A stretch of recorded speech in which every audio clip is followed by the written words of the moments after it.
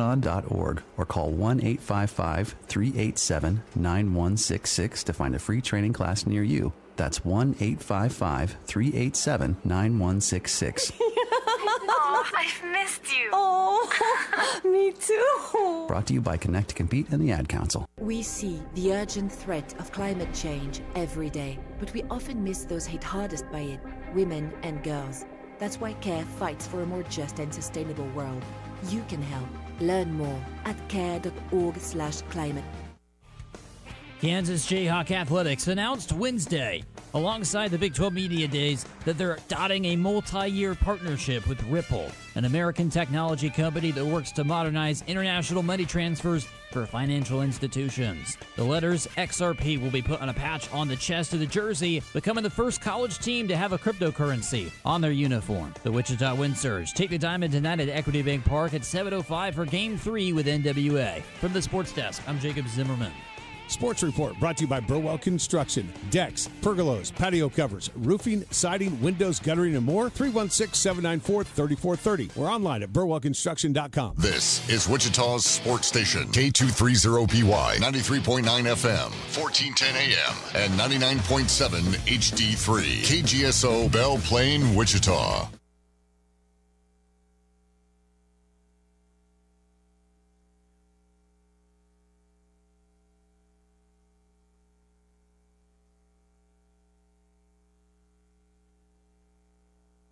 They are at the half, and the winner of this match will face tomorrow's match between Spain and Belgium. U.S. midfielder Christian Pulisic is going to be sidelined at several weeks because of a microfracture and bone bruise in his lower right leg. 17th American Coco Gauff lost in the semifinals today at Wimbledon, falling to 10th-seeded Karolina Vukova in 3 sets. Mukova will face Linda Noskova, the 9th seed, in the final coming up on Saturday. The trade sending Kawhi Leonard from the Clippers to the Raptors is on hold after the NBA completes their investigation, or until the investigation is complete into the Clippers and their dealings with aspiration. Jordan Clarkson back with the Knicks on a 1-year deal. I'm Dan Byer. Are you ready? Oh, boy. Broadcasting live from the KGSO studios in West Wichita. I feel more informed when I listen. This is the Press Box on Wichita's sports station, KGSO. The Press Box on KGSO.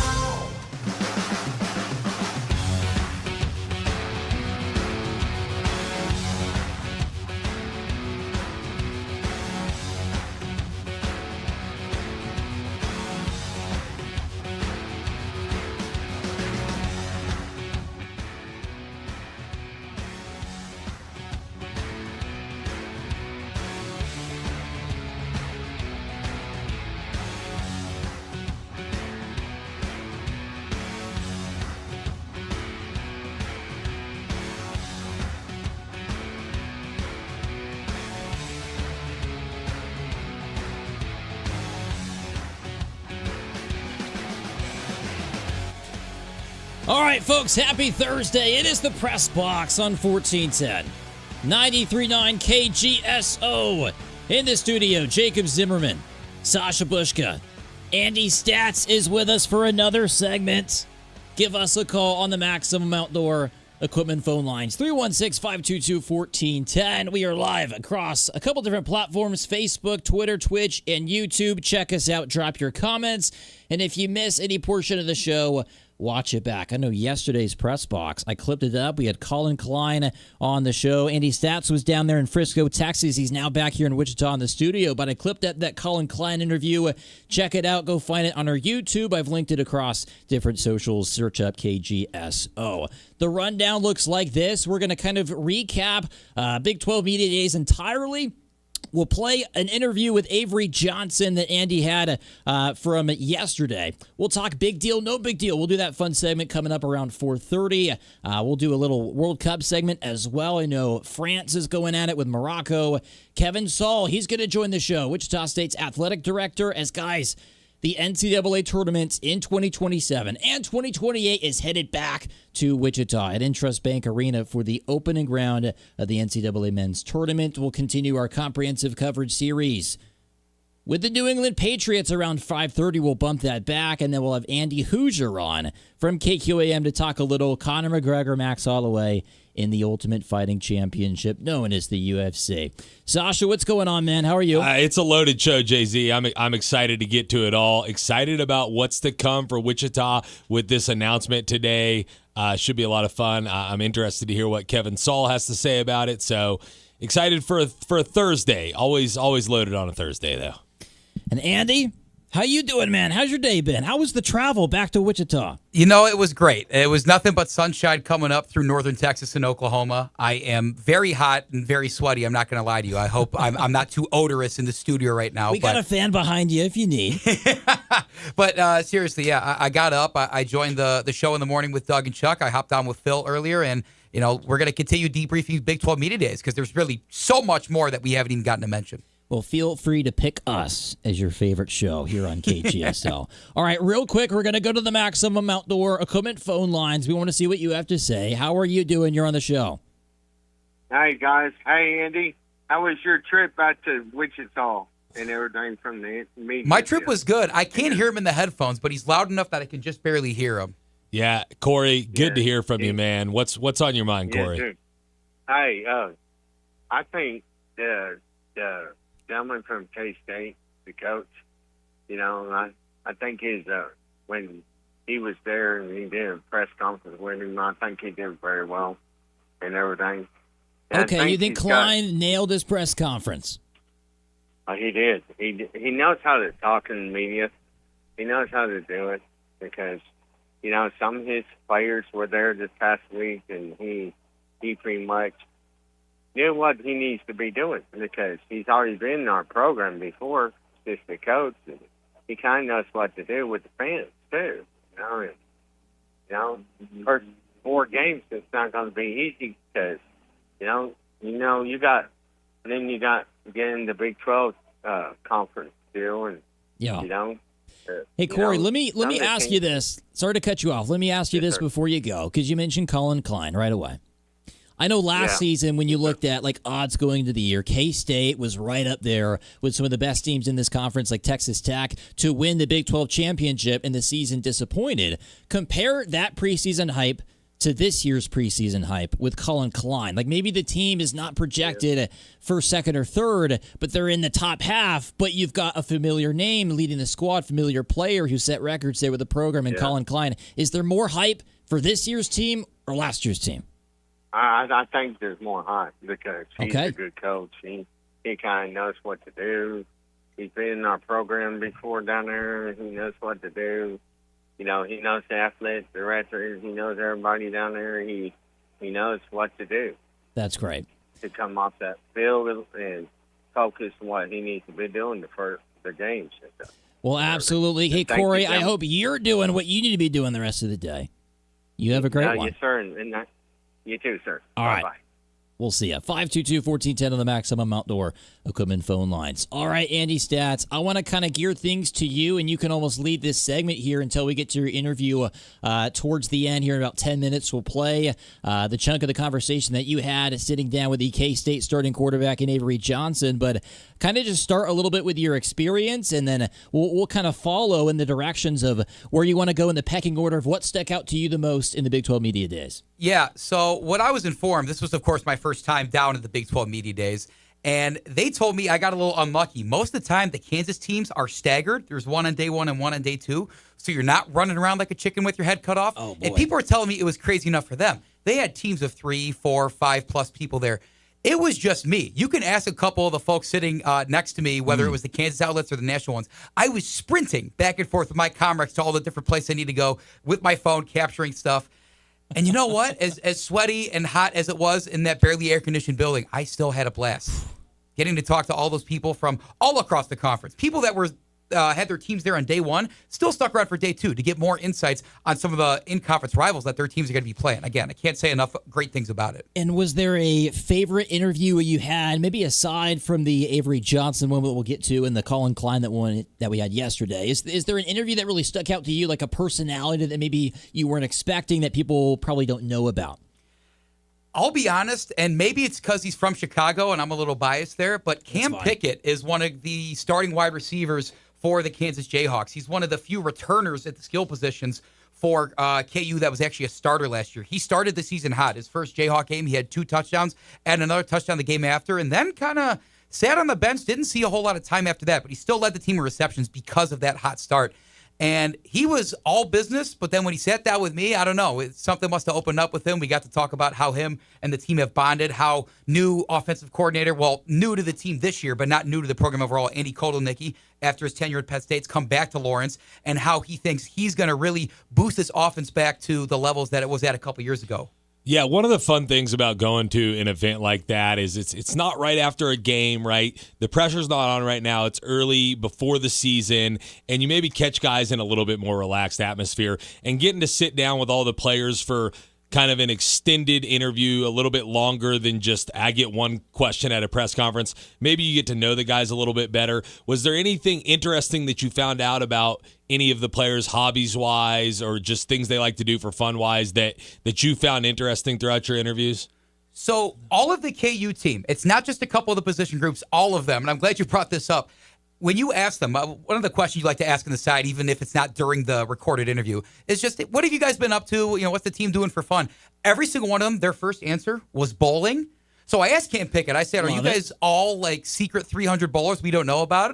And I said, are you going to try out for the bowling team? He's like, man, I can do it all. I'm from Chicago. I said, okay, you know what? I'm not going to disagree with you on that, being a former Chicagoan myself. This is my opportunity to flex because I'm a Wichita State alum. I can guarantee you that the Shocker bowling team could dominate the KU bowling team. They don't play football at Wichita State, but I'll flex on Shocker bowling any opportunity I get. Even if the Jayhawks pick up Cam Pickett and a couple of the other guys that said they've been bowling well? I think that would only increase their chances. Oh, wow. Shots fired. I've seen a couple videos of the Shocker bowlers, guys and gals, and they're both killing it. Yeah, Strikes like I think 16 or 17 national championships between the two. Oh, they're that good. Yeah. Oh, yeah. Okay. I rest my Cam. They might have you beat if you're listening to this, buddy. Sorry. Andy, here back to what went down yesterday in Frisco, Texas with Big 12 Media Days. KU and K-State both back-to-back, as you said. Whether it was between an individual conversation you had or with the entire press conferences that Leipold and Klein both had, how much was the schedule talked about? If it wasn't talked about a whole lot, I'll maybe go to your opinion here. Is there a game that really sticks out to you? I know certain players and coaches, they don't want to put one game above the rest, but what kind of sticks out to you on these schedules coming up for either side? You can start with either squad here. I'm going to start with KU because they were really the talk of the town, mainly for their game they're going to be playing overseas in London. It's that Union Jack Classic against Arizona State in Week 3. And while they do have a bye week after that, and then they come back to a home game at Middle Tennessee, I believe, just that first couple stretch of weeks for them, okay? They have a home game against Florida International. They have to play Missouri, an SEC team, the week after that, then go over to London. And then with all the travel associated with that, you miss out on some quality film time, some quality walkthrough time. And you're coming back. You do have that tune-up game of sorts against Middle Tennessee, but you're off to the races in your Big 12 schedule, including, as we got to talk to head coach Colin Klein of the Wildcats yesterday, Sunflower Showdown, really early on in the season. So KU in a big-time prove-it year for Coach Lance Leipold, who has gone 5-7 the last 2 years after getting them back to at least some sort of relevancy. It's not an easy schedule for them by any means. No, and that Missouri game will be a big telling factor, right? It's a rivalry game. If you ask KU fans, that's more of a rivalry than the Sunflower Showdown. Of course, now with Missouri being in another conference, it's lost some of its luster, and we focus on the K-State game a lot. But that'll be a big telltale sign. I'll ask you this, just kind of a preference question. KU starts out with 2 Friday night games. Part of that, I think, on September 11th against Missouri is to give them a little bit more time to travel to London. What do you think about college football on Friday nights? Should that just I think a lot of people around here think Friday nights should be reserved for high school. Absolutely. I don't disagree. I wish I had a differing opinion here, but I think the rule's always been, at least in my neck of the woods, we have Maction, okay? And we will gather around the campfire, make sure we got our beverage of choice, turn on the TV to watch Maction, whenever it is. Tuesday, Wednesday, whenever the heck they have them these days. Any day of the week, basically. Yeah, so Nice. what that essentially has, I thought, made the status quo is if you're going to put a game on a non-Saturday, it's going to be a game that maybe doesn't, bring in a national audience all the time. But KU Missouri, even for people that barely know the rivalry, that's something they're going to want to tune into. And now they got to take time out of that Friday night of theirs to watch this, again, a rivalry that maybe is just as, if not bigger, than KU K-State. Right, because you're going to have people at these local high schools week one, I need to look at these schedules when they come out, like Bishop Carroll, Wichita East, Cape and Mount Carmel, Derby, whoever. Like, you're going to have people on Friday nights who are trying to play both sides, right? The parents in the crowd, and they're watching their son, and then they're looking back at the Jayhawks here. You might have Doug Downs in the broadcast booth trying to watch both games, too. I've seen it before. If Nebraska's playing on a Friday night, yeah. The cat has found its way out of the bag. Yeah. Looking here to Carl on Facebook. What's up, Carl?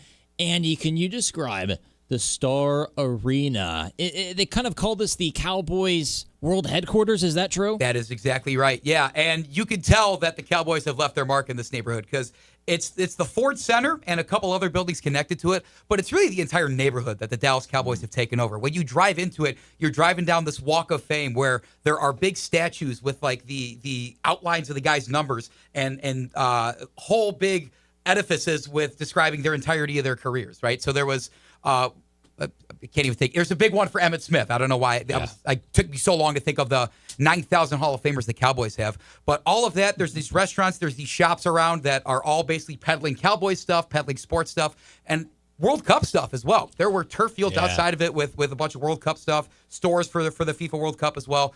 And then, again, you go in there. I'm going to try and make this quick. I know we have a lot to get to. But you walk in, and they're about ready for a game. There's concessions. There's bathrooms. There's ushers to take you to where you need to go, right? There's the level of security you would expect at a big-time sporting event, and it's just their practice facility. And I know that's been a thing for players to say, hey, we want to practice on our own. We don't need fans looking at us from start to finish, even throughout the practice opportunities we get. Something I want you to expand on that you touched a little bit on yesterday is what went down with a reporter asking a question to Brett Yormark about Brendan Sorsby. And Yormark kind of went out of his way to try to make a fool of the media member, as what you were saying. Kind of retell that story and anything else you've seen that's come out since then. Right. Again, there's a lot that went on there, and the Cliff Notes version is this. The first question of Brett Yormark's media availability after he gave his opening statements was about the Sorsby situation. And he said, I appreciate the question.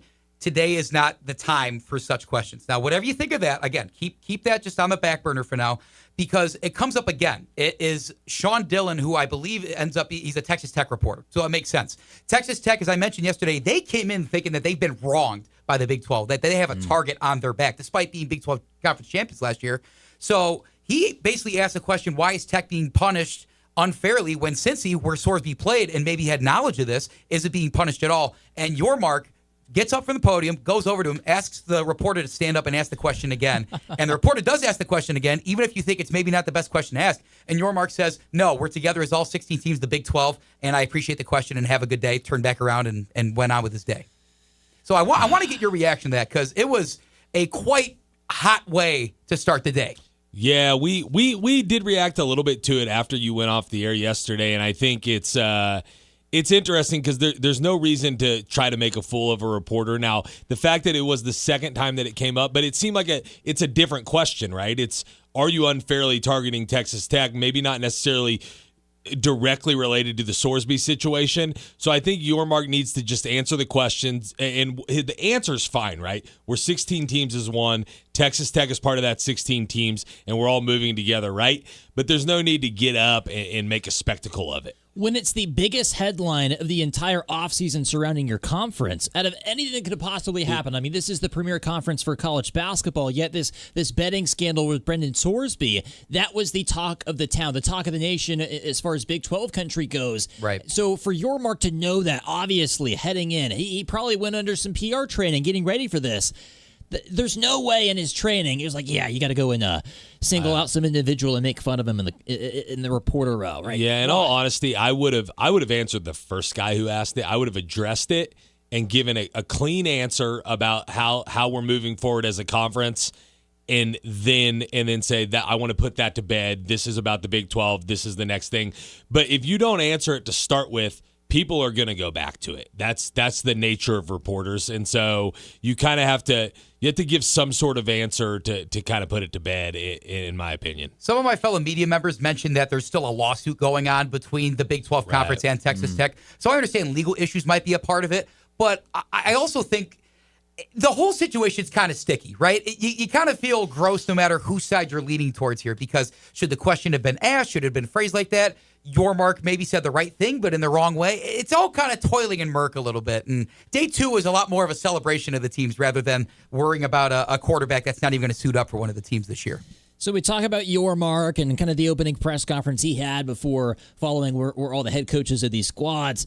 And then individually, you got some time to really talk with different players. K-State starting quarterback Avery Johnson had to stick out as one of your favorites. I've got it clipped up, queued up, ready to go. Anything you want to say before Avery answers a couple of your questions? Yeah, I don't think we're going to get the time to play the entire interview, but I am impressed by, clearly he's done this before. It's not his first media days by any stretch, but the guy's been around K-State football for long. And I asked him, you are one of the rare mixes today in college football. You have experience and you have loyalty. And I asked him if that was actually going to hurt him a little bit with all the different systems he's been in. And he said, I think since Coach Klein was the one that recruited him to Manhattan in the first place, that's going to play into my hand. And 2, that experience means I don't care who's coaching. I don't care what system I can play in. I'm a baller in so many words, of course. But the guy's confident in himself. The guy was very excited when I said we are from Wichita, Kansas. And he's putting on for his city and making us all proud.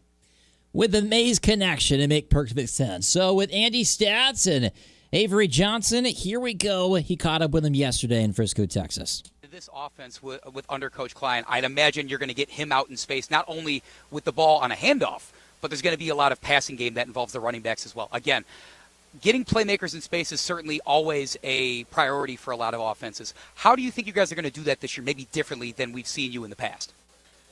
Yeah, I don't want to say too much. I don't want to kind of give away too much of what I'm not scouting you, I promise. I'm just here to learn. But I think Coach Klein is a brilliant mind, and I think he knows the strengths of not just our backs but all of our players.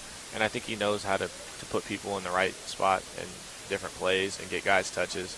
And we have so much talent. We're going to spread the ball out a lot this year. But, some guys are jump ball guys. Some guys are run by you. Some guys are get it in hand. Some backs are speed backs. Some backs are power backs. I don't think every time, if, say, Joe's a power back, every time Joe gets the ball, it's going to be a power back scheme. Then you become one-dimensional. So I think all our backs can beat you on the edge with speed. They can put their shoulder down and do that. But I think we have a bunch of different personalities and different skill sets in our skill positions this year that it'll be fun to see how we utilize them all. Big 12 Commissioner Brett Yormark called this the quarterback conference, and I think you are one of the stars that shine brightest when it comes to who he's referring to in that regard. You have a very special mix, experience and loyalty. That doesn't happen at the collegiate level that much anymore. So I want to know, as you continue on in your career trying to build something here at K-State, why are you staying in Manhattan? Why are you continuing to be here as a part of the Wildcats and basically cement your legacy not only as a Wildcat legend but a college football legend? Yeah, when I graduated high school and I came to K-State, I had a set of goals in my mind, and it's just not my character to go to a place and up and leave because things didn't work out. I take full responsibility for how our season went last year, and it just didn't feel right to leave on that note. And I'm a Kansas guy through and through, and I wanted to do it here, and I think Coach Klein coming back made it easy, the decision easier for me to come back, because playing for a coach like that is something I look forward to. But I didn't want to leave my brothers. A bunch of guys on defense left, and that's fine. We want everybody that wants to be here, we want them to stay. Everybody that doesn't want to be here, we're fine with that. We're better off without you, and I think that's kind of our mentality for this season. And we got a bunch of guys that love K-State and want to be here, and I think it's going to show in the fall. The word your teammates kept using was energy. I think there's a lot of new energy that has been breathed into this program. I think this question is going to make you a little energetic too. Might be the easiest one you face all day. It's been 17 straight against that school in Lawrence that I might not even have to name. I think you know who I'm talking about. 17 straight wins against the Jayhawks. You got 18 in you, Avery? Yeah, for sure. Yeah. I'll leave you with this. Western Kansas is where I'm living right now. It's the station that I work out of mostly. And you are treated as a English royal would be out there. That's Wildcat country down in Western Kansas. And my goodness, when I told people I was going to be here with Avery Johnson and get to talk to Kansas State, I was given so much. Can you have him sign this? I'm like, no, I'm a member of the media, and I'm just here to talk to him and learn about him. But all I can say is I really have never seen such unequivocal support for a player as part of a fan base, Avery. And I just kind of want to know what that means to you. It means a lot to me, and that's another reason why I chose to stay, because I just think the camaraderie around and the support around me in Kansas is second to none. And I try to spend as much time with fans and kids and stuff after the game, because just to show my appreciation and sign everything I can and take all the pictures I can, because you never know whose life you can impact, and you never know whose day you can make. So it's really important to me. I hate saying no to anybody, but I really do appreciate the support, and I'm happy to. If I didn't have it, then that would just say something about me as a football player. So I'm happy I'm doing it well enough on the field that people still look up to me, and I'm still somebody out there's favorite player. Well, Avery, you're fantastic on the field, and you're an even better man off of it. Wichita's own Kansas State quarterback Avery Johnson taking the time here on KGSO to sit down with us. Avery, best of luck this season, man. I'm looking forward to it. Thank you. We're going to be back with more coverage live from Big 12 Media Days right here on Wichita's own KGSO. And it was wrapped up, but Andy Stats, man, how cool was that, dude? Avery Johnson. Did you just feel his talent right next to you? It's pretty surreal, and that's a good descriptor for it. There was people following him around all day. Brett Yormark, the commissioner, said that this is the conference of the quarterback. The quarterbacks in this conference are the strength of this. And I think he was probably having Avery Johnson in mind when he made that remark. What a great young man, a local talent. You heard that final answer he gave on how much this means for him being a local guy here and giving back to the fans. Apparently, he and K-State must have liked that quote so much because they posted it on their social medias. So, yay me. I'm not in the back of it or anything. I don't want to stink up the joint. And I think if you take away a couple of late game lapses, like some interceptions from Avery, and you take away some of those defensive mistakes, like I think his season is very different in 2025. We didn't get to play the full interview there, but that was something he said himself. Like, I certainly have to take accountability. I certainly am part of the reason some of those late game losses, close ones that could have gone either way. But at the same time, I am more confident than ever in this team to thrive in this system under who he called an offensive genius in Colin Klein's thing. Everybody was just so high on the guy. And he, going to Coach Klein there for a second, he knew he was going to get swarmed with a lot of media attention, and man, that guy was prepared. Okay, I'm glad we got him at the end of the day when maybe we tried to throw him a couple curveballs or whatnot to catch him off guard. But whoever it is, him, the PR team, the recruiting department, I don't know who talks to him, but man, big stuff out of the Wildcats. Yeah, and Klein, if you watched him play in college, running quarterback, Avery, same thing. Not exactly the same running styles, but he should be able to figure out how to utilize them the best. Andy, thanks so much. You're headed back to Garden City. Best of luck, dude. Thanks, fellas. Call the Press Box now on the Maximum Outdoor Equipment phone lines at 522-1410. The Press Box on KGSO. Want to hear more of KGSO? Don't forget to download our app today. Fill out weekly surveys, register to win great prizes, listen live, message our shows, and so much more. Plus, get reminders of special programming and games you don't want to miss. Just find SC Wichita in your app store and make KGSO your new favorite app. It's Wichita's Sports Talk, right on your phone. Download the SC Wichita app today with Wichita's sports station, KGSO. Phil's Coins and Bullion, Kansas's premier bullion dealer. Do you need to get rid of some jewelry? Don't waste any time and stop by Phil's Coins and Bullion today. Phil's Coins will give you top dollar for any of your unwanted jewelry. Whether it's gold or silver, get the most out of the unwanted jewelry in your drawer and do it with Phil's Coins and Bullion, 9344 West Central Avenue. Phil's Coins and Bullion, Phil'sCoins.com.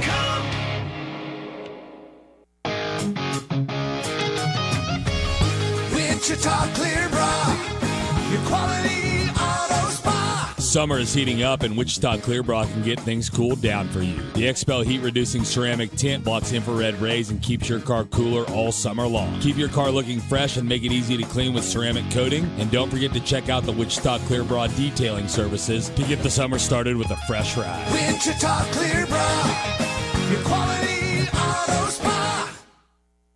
Temperatures may be climbing, but the prices are dropping at Rusty at Ford. Get $10,000 off MSRP on a 2026 F-150 XLT. Prices as low as $54,655. The F-150 STX is $9,000 off MSRP and starts as low as $42,335. Or you can save thousands and snag 4.9% for 84 months. Plus, these come with 2 years maintenance. Visit RustyAtFord.com. Simply the best place to buy. With approved credit, see dealer for details. This is The Herd. You got to be consistent. With Colin Cowherd. Mic check. Everybody has a boss, even Elon Musk. It's called the IRS. And about a year ago, Trump. Everybody's got a boss. Brad Stevens is a general manager, not an owner. The Celtics are owned by an investment group that does not also own TD Garden. So they're not swimming in cash. It's not very profitable. Trading Supermax players in 2026, bro, it's hard. Cost control is everything. It's not stacking rosters. It's not the 80 Lakers. Think about this. The Milwaukee Bucks were offered Jaylen Brown, All-NBA, 2 first-round picks. The Milwaukee Bucks said, nah, we'll take Tyler Hero, rotational players, and more picks. The hell? That's the new NBA. This is The Herd with Colin Cowherd. Wow. Weekdays at 11 a.m. right here on KGSO and on the SC Wichita app. Wichita's sports leader, KGSO, is brought to you by Devon James. Devon James Injury Lawyers. Call 888-8888. That's 888-8888. What did you listen to today? This is Wichita's sports station, KGSO.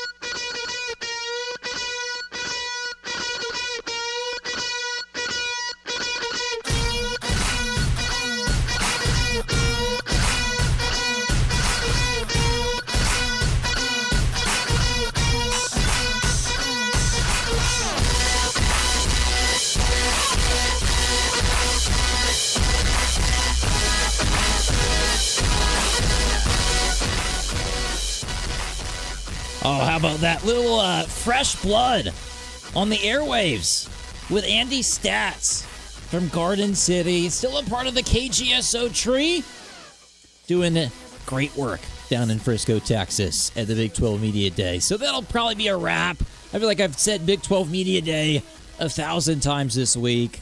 Yeah. As far as what's to come here in the show, we're going to play a little big deal, no big deal now.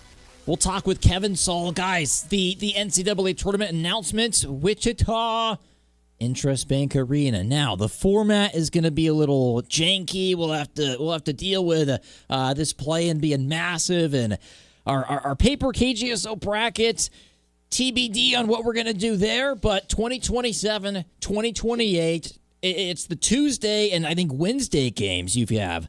First round contests next season. Cannot wait for that. We'll talk more about that subject with Kevin Saal, the AD of the Shockers, coming up at 5 o'clock. And we'll talk a little World Cup maybe later on this hour. But, Sasha, it's a segment that I think it's perfect to play a little big deal, no big deal. I don't know how to put this, but I'm kind of a big deal.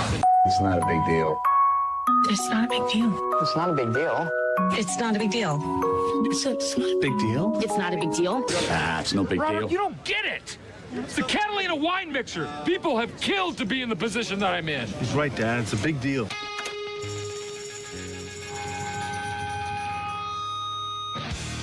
All right, it's going to be a mixed bag. We'll go rapid fire on a couple different sports segments. Some that are, well, what we classify as big time, folks, meaning a big deal. Maybe no big deal, no bueno. They'll start booing us. We get it. But, I was going to say, maybe someone on the phone. We had someone on the phone and they deal. gave up. If that was you, call on back. Listen, we're not trying to take away your phone time just because we're playing big deal, no big deal. But yeah, I'm excited. I think it's one of the amendments, right? That you can just call a radio show. At least it is here in our village. It's under our Constitution. How many amendments are there? Whatever it is, that plus one. It's that amendment. 29th? I don't know. I don't know how many there are right now. That's would bad for my scold us. civics teacher. Yeah. Over from KQAM 1480. All righty. Until someone calls 522. I purposely guessed high because I didn't want to leave out an amendment that already exists and make someone angry. I feel like we're losing. There's 27 right now, so we're going to. This is the 28th amendment. You can call the radio show. All right. First one I wanted to go through is the Aftershocks roster, guys. It has been finalized for 2026. I know we've been talking about the team. We've been previewing this. I'm telling you every day about the tickets. TBTHoops.com. We gave out another pair yesterday, I believe. That was awesome stuff. Wichita, you're ready. July 20th and 23rd. You're going to see guys. You're going to see guys on the Aftershocks like Connor Frankamp, like a Richard Kelly, like a Marcus Keene. I'm going to go through here and put together a roster. They even have the stats up from last season. I'll get that together. I'm excited to broadcast on KGSO here in about 11 days. Some pro basketball in the TBT. And, well, the Aftershocks roster, you can find at tbthoops.com/teams. And you can find it the Aftershocks. It is out there. Boom. You got it. What do you think? It's a big deal in my opinion. It's a big deal. It's a big deal. We're ready for it. I'm excited about this roster, and I'm looking at it right now. The last teams for all these guys, man, you could make a pretty good vacation at it, just going to visit all the places where these guys last played.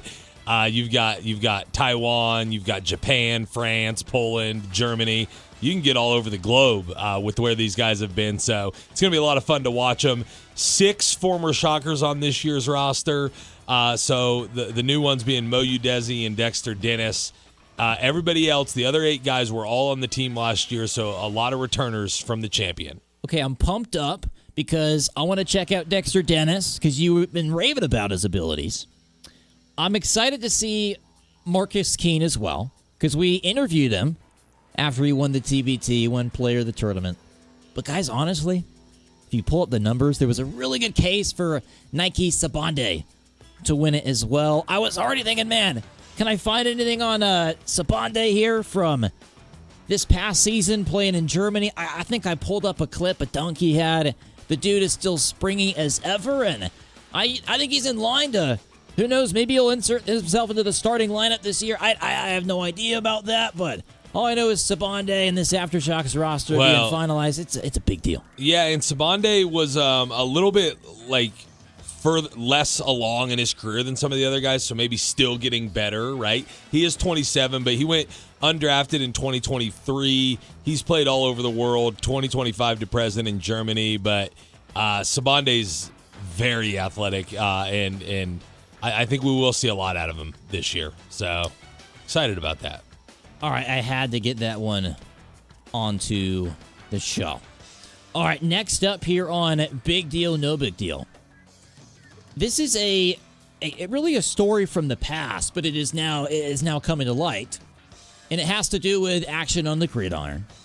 Teams in the AFC, the Denver Broncos, guys. There was a period in time where Bill Belichick was looking for a head coaching job, and Sean Payton, being the great guy that he is, I guess, was willing to have a bizarre succession plan that he actually pitched.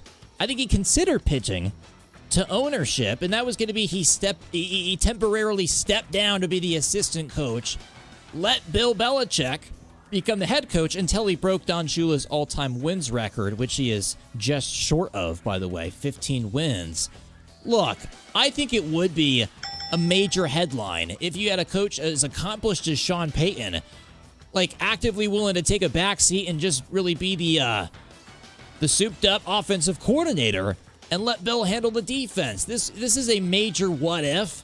I think it doesn't have a ton of traction right now. Maybe not everybody's heard about this thing, but that's wild to me. If something like that were to happen, it'd be a big deal.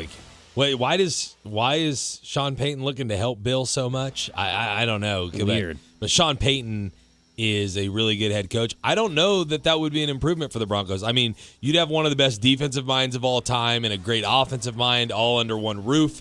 But does that work, right? There needs to be a clear-cut leader in a locker room, a clear-cut guy where the buck stops. And if Bill Belichick and Sean Payton are both in the room, I don't know who that guy is. So it sounds like maybe a little bit of a far-fetched plan. All right. Another Sean Payton one, believe it or not. I figured I'd just do them back-to-back. This one is maybe more relevant because it has to do with last year's playoff game with the Buffalo Bills and the Denver Broncos that went to overtime, in which the Broncos won. But there was a punt in which, guys, Sean Payton called a fake punt on 4th and 11. The players then decided together in the huddle, this is what's been told to me, to just punt the ball, just run a normal play, and they ended up winning it. I gotta think the Bills maybe win the game if the players didn't intervene. Oh my goodness, Sean Payton, you tried to bite off your whole arm with this one. Wow, that's incredible. It was not just any 4th and 11. It was in overtime, and they decided to punt. Now, where are all these Sean Payton stories coming from out of the woodworks? But, yeah, that's a big deal. The players just didn't do what he asked them to. And so he said we had the right look. Broncos won the game, so I guess all's well that ends well. So from this story, I'm going to take that Sean Payton probably wanted to have another bounty gate going on, but the players intervened, right? Yeah, maybe. I don't know. All right. It is big deal, no big deal for a reason. So we hit on big-time players. I don't know if this was, resurfacing news, but Justin Verlander is going to retire, guys. And he is one of the all-time greats from this era of baseball on the mound that we've seen. The 43-year-old, 3-time Cy Young winner, made this decision, guys, as the physical demands of the game. I'm surprised he's even hung around this long. Yeah, I'll say it's not a surprising deal, but it is a big deal, right? He's an all-time great. He's a couple-time World Series champion, Cy Young Award winner, one of the best pitchers of his era, and really of in baseball. And so anytime a guy like that retires, you give him their flowers, you make a big deal out of it. And so, yeah, Verlander, he'll be missed, but he had a great career, and it's probably about time. I think, like, my baseball interest timeline, I don't know if it's peaked now or if it peaked back in, like, the early 2010s, but that was, like, Verlander's best day, right? He had a stretch of 5 straight all-star appearances. That was when he got his first Cy Young. But then you could make a really good argument. 3-time winner. That his peak, he did win 2 later on in his career, yes, both for Houston. That 2022 season was gnarly. I know he only went 175 innings, but an ERA that matches that number, 175, and a whip that's ridiculous of .83. The one thing I will add about Verlander is if I was married to Kate Upton, I would have retired a long time ago. He is winning. Why is he still playing baseball? Doesn't he have anything better to do? Dude, Kate Upton was like my crush. Yeah? You're probably the only one who feels that way. No. Really going out on an island with that crush, Jacob. I can reminisce. All right. What's going on in the NBA? I think I was the only one. When this Kawhi Leonard stuff, they didn't say finalized. Shams never said it. And now Shams is like, hold on, wait a minute. Scourge. Backtrack. That Kawhi Leonard trade that never became official, but everybody talked about it as it was official. It might not be happening because the investigation of the Clippers and Kawhi is not over yet.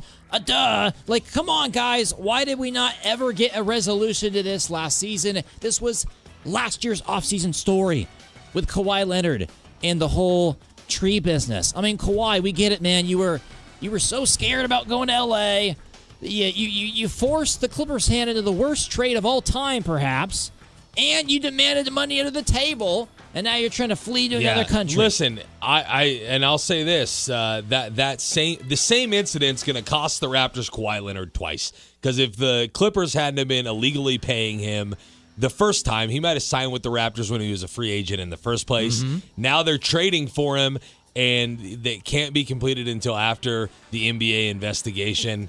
The Raptors are Steve Ballmer should be enemy number one for the Raptors. Remember the Mark Williams Dalton Connect trade where they literally took flights, and then Mark Williams, the Lakers were like, we don't think Mark Williams' physical looks as good as we wanted to. Let's reverse the trade. That was 2 years ago. I mean, look at the Raiders and Ravens trade this year, right? With Crosby. Baltimore had buyer's remorse. Even it was just better. he doesn't pass a physical, right? It's wild stuff. The Baltimore's going to have a tough time making trades moving forward, if you ask me. 2 more. Pulisic. It came out that he had a microfracture in his tibia and fibia. And guys, that is a big deal, man. That'd be hard to play soccer after that. I can't lie. I don't like the idea of soccer. I understand why they are the rules. It's different than basketball. In a perfect world, you get a chance to go at least off to the sideline, get a shot, and come back in. Yeah, or find out what's wrong, right? And then if you have a fractured tibia and fibia, then you don't come back in, and if you don't, you can come back in, right? Mm-hmm. That's what's tough about it. And I know there's other sports that operate that way, right? In baseball, once you come out, you can't come back in. But the reality is, it's a slower moving game. You can go in between innings and get looked at before you decide whether you're coming out or not. Things like that. Soccer's a fluid game with pace, and so it stinks that you basically have to decide in a split second, am I too injured to play anymore or not? I'll actually preview this next one. We'll carry it over to the other side, and we'll read the World Cup score to you. A.J. DeBonta, Darren Peterson. We've got the Wizards and the Jazz in Summer League tonight. Should be fun. Is that must-see TV on July 9th? I mean, with the U.S. out of the World Cup, I don't know if it's must-see, but it's might-see TV for sure. Hoop nerds, tune in. Should be good. We'll be back. It is the Press Box. This segment of the Press Box is brought to you by Wichita Clear Bra, the ultimate car care and protection. Online at wichitaclearbra.com. The Press Box on KGSO. Ladies and gentlemen, this is The Odd Couple with Rob Parker and Kelvin Washington. And it is Jason Tatum and friends. What kind of pressure's on him right now in B-Town? I think just the normal pressures that he's always had. Even when he didn't win the Finals MVP, if you want to just be honest, go look at the numbers. Who led in every statistical category? It was Jason Tatum. This is The Odd Couple with Rob Parker and Kelvin Washington. Evenings on KGSO. And find KGSO on the SC Wichita app. Need life insurance but have diabetes, high blood pressure, or on anxiety meds? If you're a 50-year-old male, even porky, or with type 2 diabetes, $1 million of life insurance may only cost you about $200 a month. For affordable term life insurance, call Term Provider and speak with Big Lou at 800-444-2013. 800-444-2013 or visit biglou.com. Remember, Big Lou's like you. He's on meds too. 800-444-2013. Attention Kansas voters, this is an important reminder from the Office of the Kansas Secretary of State. Beginning this year, Kansas elections will not include a 3-day grace period. All ballots must be received by the close of polls on Election Day to be counted. If you plan to vote by mail, return your completed ballot as soon as possible. You may also return your ballot in person to your county election office. Please visit votekansas.gov to access your mail ballot application. Sponsored by the Office of the Kansas Secretary of State and aired in cooperation with this station. Let's talk about the X's and O's of family entertainment. Every parent in Kansas knows the importance of being able to draw up an activity that'll get you out of the house for a couple of hours. But it needs to be affordable. It needs to be family-friendly. Above all, it needs to be fun. Now, let's talk about high school sports. Bang for your buck, school sports provide the perfect game plan for your family. You'll enjoy all of the drama and excitement competitive sports offer. You'll be supporting the future leaders of our community in a meaningful way. Best of all, you can take the entire family without breaking the bank. Heck, you won't even dent it. Now, enough chalk talk. Let's get out there and see what's playing at the high school in your community. School sports. Good for our kids, good for our community. This message presented by the Kansas State High School Activities Association and the Kansas Interscholastic Athletic Administrators Association. John Stugatz, afternoons on Wichita's sports station, KGSO.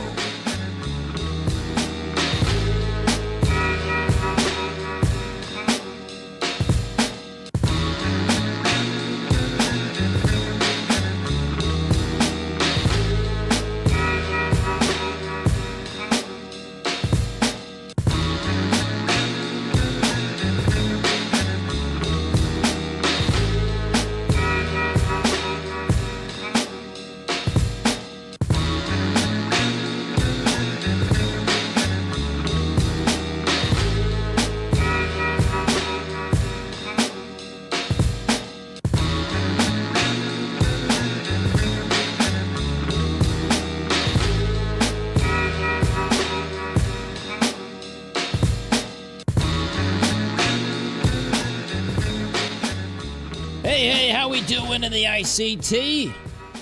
Yeah, Wichita. This coming basketball season. And even the next year. Hosting the first round. Or whether it's called the first round, the opening round, the play-in, whatever it is. March Madness. We'll get some clarification on that next segment, I guess.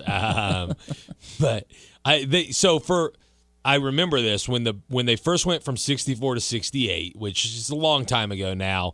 They decided that would be the first round, and then the actual first and second rounds were the second and third rounds, and that lasted about 5 minutes. Now it lasted one or two actual tournaments, and then they were like, "Yeah, that doesn't make any sense. Nobody really likes to call it that. We'll just go back. We'll call that the play-in." And then the actual first round will be the first round, first and second. So now with there being 12 games before the real bracket starts, I don't know what they're going to do. Yeah, it makes things a little messy. And sometimes you like having a full, 4 days, right? Like 100 hours or so to be able to fill out the bracket from the moment Selection Sunday hits to when they start playing real games on Thursday, because we know how a lot of these sites are with a bracket. You don't even really fill out the play-in, right? It's just, one of these teams that won facing off against the 6th seed. Right. So. Most brackets are that way, which is, and I do question too, will people start to include those 12 games in the picks, or how will that look on people's brackets, right? And so that'll be interesting. Is it? Yeah, it's 12 extra games. So yeah. Quick question for you before we get to this call. We had mentioned it going into the break. AJ DeBonsa, Darren Peterson tonight. DP's kind of had a few warm-up games going into this one. I think this is DeBonsa's first action in the Summer League. Jazz and the Wizards has not been a marquee matchup. I mean, maybe going back to you'd have to go back to the 90s. Maybe late 2000s, but I mean, hey, in the Summer League with these two guys drafted first and second, it is. What do you think the minutes look like? Minutes played, AJ and Darren Peterson in the Summer League tonight. I would assume they both have a full load. So, do they play a full 48-minute game in the Summer League? That's how much I watch it. I'll say they both play about 25 or 30 minutes. All right. Let's go to the Maximum Outdoor Equipment phone lines. You were on the show. How are you? I'll say this. That game will get some eyes just because of the fact that they are the number 1 and number 2 picks. But I want to go back to your other topic because you're trying to break down this NCAA tournament and this bracket thing. My question to you guys would be, how important is the regular season, and especially in the non-con, let's say for a Wichita State team, especially since we got some high expectations, but not only for Wichita State, but teams that would be probably in their tier as far as, that tag mid-major.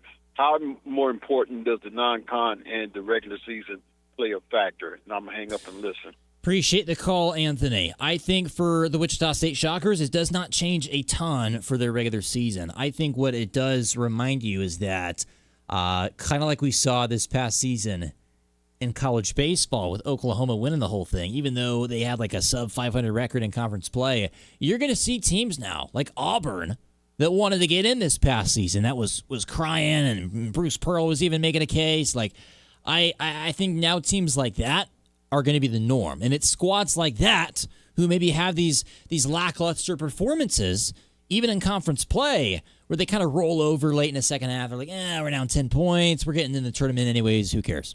Yeah, I mean, there's no doubt that if you're a bubble team, you'll have that many more opportunities to get in now, right? There'll be 76 instead of 68, so there'll be 8 more spots for you if you're a bubble team.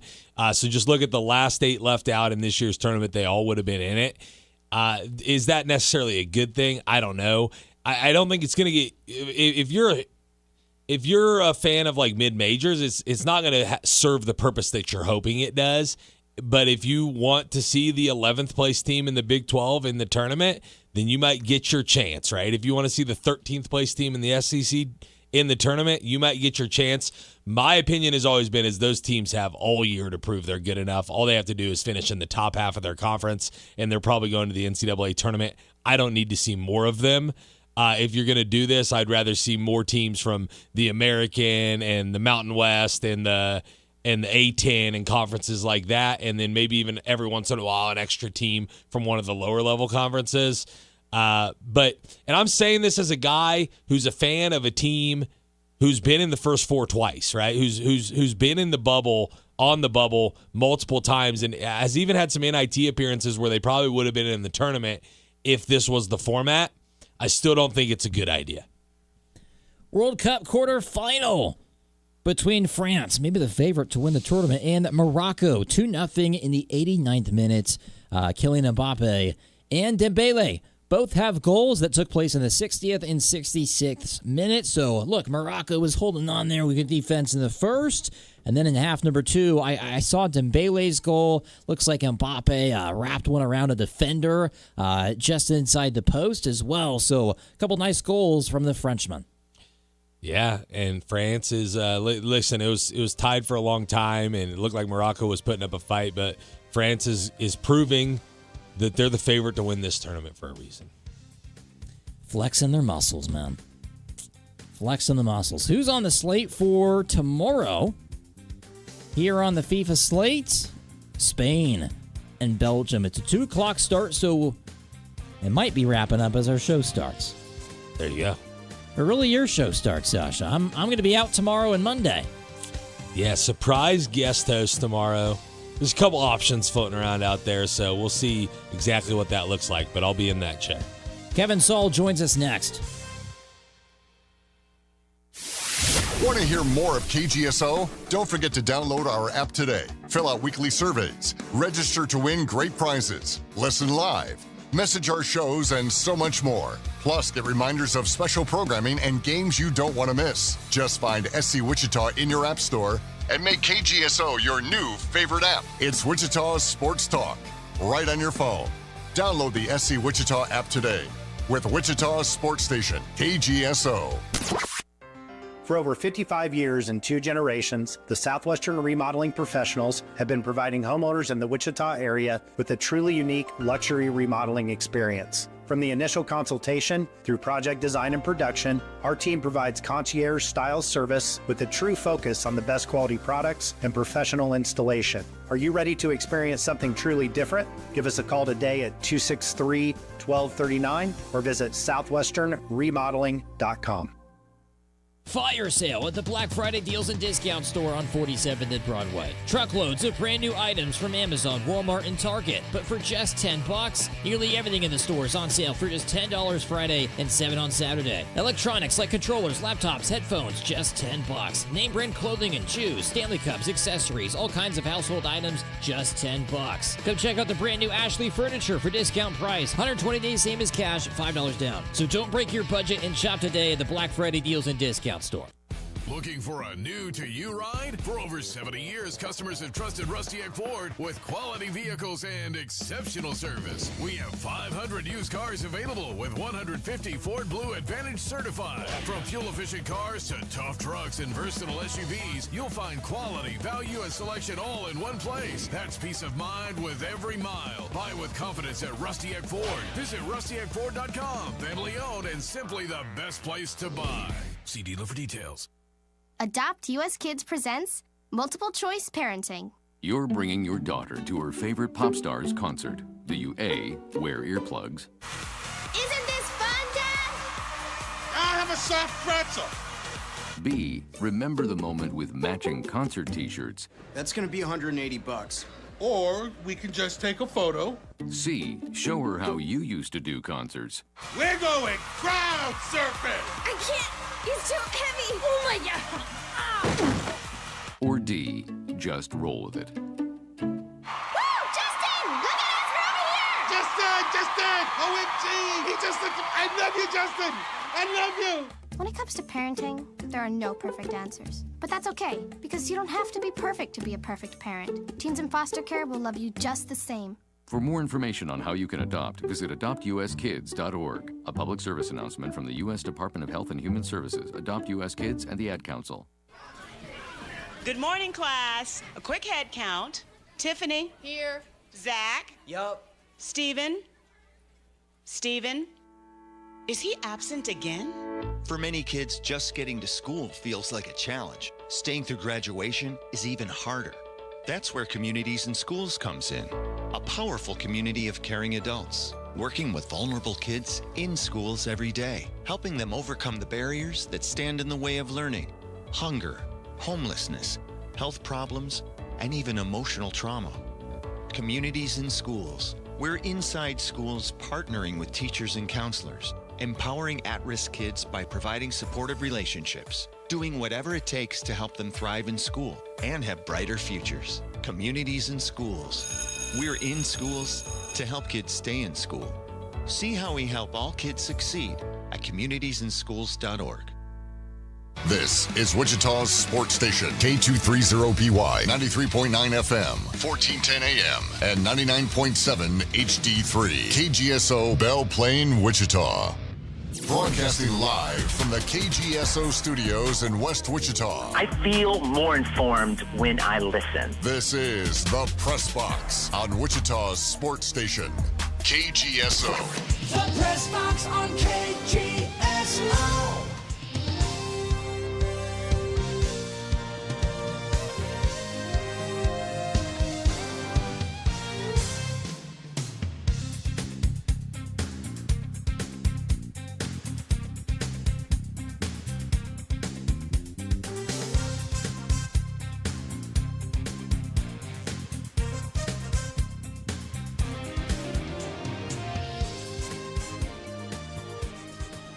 Wichita, welcome on back to the Press Box on 1410, 93.9, KGSO, the SC Wichita app, streaming on Facebook, Twitch, Twitter, and YouTube. Jacob Zimmerman and Sasha Bushka. So far, we've had a great show. We'll continue on later on in the hour, resuming our comprehensive coverage series. We'll bring on Andy Hoosier from 1480 KQAM. But, guys, these are the days in sports that we live for. And joining us now on the Maximum Outdoor Equipment phone lines, Kevin Saal, to talk about the new announcement with Wichita being one of the host locations for this upcoming season in men's basketball, hosting at the play-in, the unofficial first round in this new format. As Saal joins us now to explain more. Kevin, I got to ask you, man, let's start with the behind the scenes, kind of give me the timeline of how this announcement came to be. Yeah, first, Sasha and Jay-Z, thanks for having us on the show. I appreciate Doug reaching out this afternoon. Glad to join you guys. Obviously, huge news for Wichita. What a big win. We always talk about fighting for Wichita, and boy, this was a big win for the community. As you guys know, hosting the 25 first and second rounds was very successful. I think of the 8 first-round sites, we ranked either third or fourth in ticket sales. We've got an unbelievable local organizing committee. And, guys, I hesitate to name names because you always leave people out. But from Brad Pittman, our senior associate AD here within Shocker Athletics, to Josh Howell, Susie Santos, the city, the mayor, Sedgwick County. There's so many people that are involved in these bid processes, and we were successful and could not be more pleased about that. You guys might remember 2001 was the first year that the NCAA basketball tournament in Dayton hosted the first four. And we've been given a similar opportunity as Dayton was given back in 01, where we get a couple of years of it now.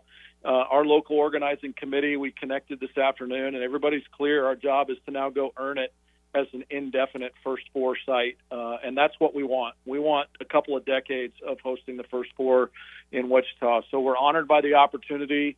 I had an opportunity to connect with 4 or 5 of the committee members that I've crossed paths with in my career this afternoon. Thanked them for the opportunity and committed to them that the Wichita community would do a phenomenal job with this championship and make them very proud of the decision that they made today.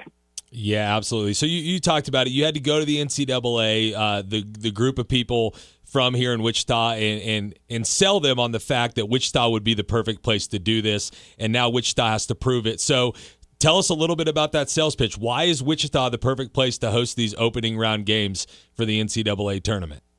Yeah, absolutely. So, we obviously, guys, it starts with us being voted the 2025 best sports host city in the nation, right? We sold just short of 43,000 tickets for the NCAA first and second round in 2025, okay? In 6 years of hosting the TBT, we've hosted 100,000 plus.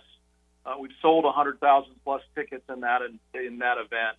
The NCAA first and second round event from 2025, we had 300 million plus media impressions, and so there's just, you have to highlight those stats, and then we've got to highlight where we've been successful in other hosts. Right, we've hosted NCAA baseball, we've hosted NCAA women's basketball, golf, volleyball, men's basketball numerous times. We talked about the TBT. The city has hosted U.S. figure skating championships. You've got the Athletes Unlimited Pro Softball. So, guys, it's just endless.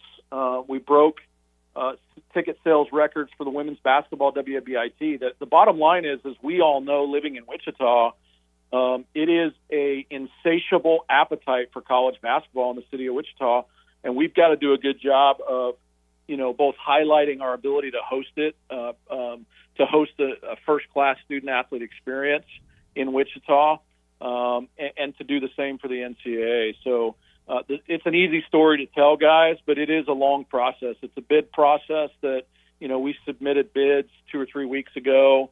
We're in constant communication with NCAA staff members and committee members, and it's a process. There are multiple cities that were vying for this opportunity in tandem with Dayton, and Wichita was the one that came through and crossed the finish line first. So Wichita should be very proud.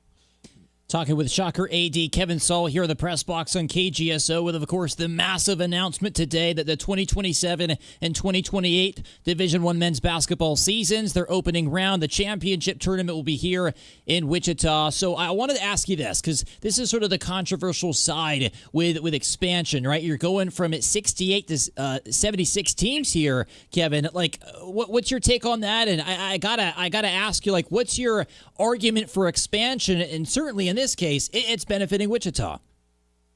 Yeah, the expansion certainly is benefiting Wichita, and at the end of the day, if you read the NCAA release closely, it talks about wins against the bubble, which is a metric. It's a national ranking metric that, the standard in the last several years on wins against the bubble has been a baseline of 45, and now that will extend to 55. And so that broadens the field. I think there's concern nationally from certain levels of college athletics that those additional opportunities are going to be secured just for the Power Four conferences. But this news today would suggest otherwise. When you're shifting the wins against bubble from 45 to 55, you're truly going to look at the top best 55 teams for at-large bids. So, I think all that's really positive. At the end of the day, you got to go out and earn it. And shifting just a little bit, we're still in process of finalizing our schedule with Shocker men's basketball. And I think once that's finalized, I talked with Doug about this the other morning, I think our fans are going to take a step back and go, wow, that is an at-large schedule, particularly as the field expands to 76. And, guys, one of the subtle pieces of news in the release today said that the NCAA, to get the verbiage exact, the committee also voted to remove the provision that prohibited a school from playing at a site at which it was serving as the tournament host.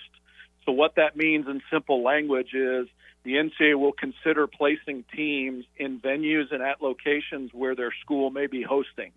So that may be an opportunity for us to get a home game, which would be such a huge advantage for us in the NCAA tournament. So when you start to think about the connectivity to your local program, there's always a recruiting advantage when you're hosting premium big-time events at home. But now you've got an opportunity to potentially host your own team at home in front of a home crowd that could project you into, a first weekend, second weekend type team in the NCAA tournament, which was what we all want.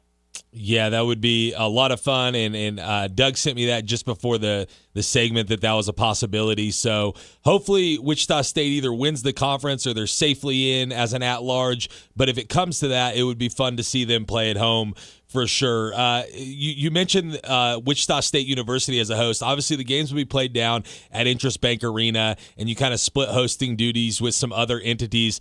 Where does the university involvement come into play when it comes to hosting something like this? Well, the university is the direct liaison with the NCAA staff, and so you've got a group of about 7 or 8 NCAA staff members, full-time staff members, from Vice President Danny Gavitt to Joanne Scott, who's the managing director of the NCAA men's basketball tournament, to Danny Hayner, who did a site visit with us here about 10 days ago.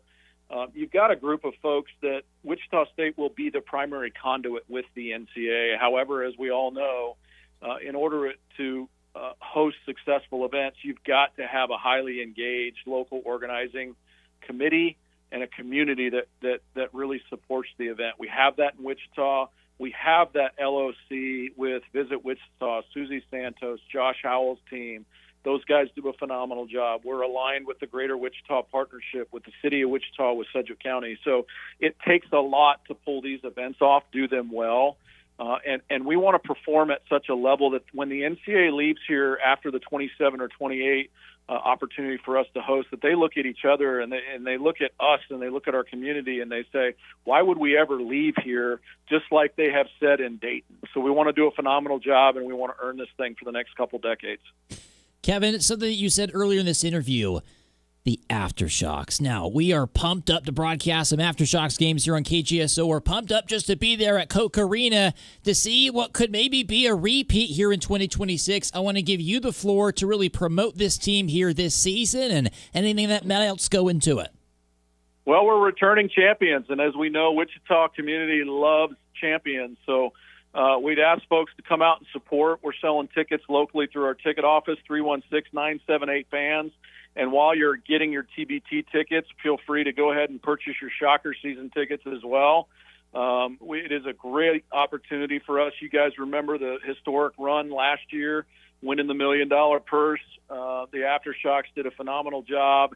And as we hosted those rounds, I think from round 2 to round 7, guys, the attendance in Coke Arena was a really phenomenal trend to look at. It started at 1,400. The next round, it dipped down to 1,200. Then we were in the low 2,000s. Then we were in the low 3,000s. Then we got into 4, 6, and the championship game was 9,200. Guys, what we want is 9,200 game 1 for the Aftershocks to really propel these guys into a championship game to be repeat champions. And then, as we know, it's such an awesome event for the Shockers to be able to host in the summer, because we mark available season tickets for the Shockers in the arena. So when you walk in, you can see what seats are available, and we market. We have leads lists that come from our premium floor sales and TBT, and there's so much connectivity between the TBT and the Shocker men's basketball season ticket efforts that It's such a blessing and a benefit for us to be able to host that. So it is a basketball craved and starved and crazed community, and we want folks to enjoy that both in the summer and then when the Shockers get after it in early November. Yeah, you mentioned 9,200 at the championship game. I think we'd love to see 9,200 or more every single Shocker home game during the regular basketball season this year. Brent Kimnitz was on the game plan about a week ago, kind of giving his pitch for buying season tickets because that's the lifeblood of filling up Koch Arena. I'll kind of give you the floor on season tickets and what it means to be a season ticket holder and why it's such a good idea to get Shocker season tickets for this upcoming season. Well, first and foremost, we all understand that Shockers have the obligation to put a really quality product on the floor. And so we have gone from year one of Coach Mills at 15 wins to year two at 19 wins to year three at 24 wins. And what you're starting to see that we talked about very, very early is that retention is a strong suit for Coach Mills and our basketball program. From year one to year two, the average team in our league lost 8 players. We lost 3. We have 10 of 15 players returning off a 24-win team from last year. And so you guys know as well as I do that Wichita loves that connectivity. They love that loyalty from the players.